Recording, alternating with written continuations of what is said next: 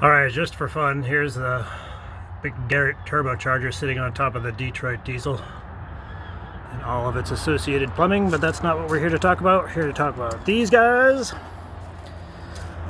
versus these guys. Those are two Group 31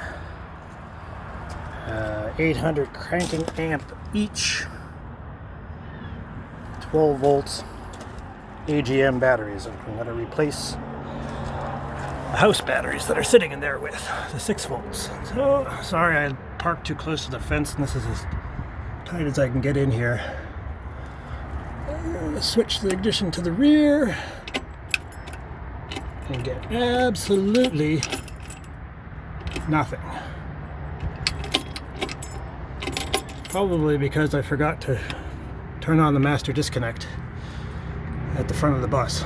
So this is a useless video. Sorry.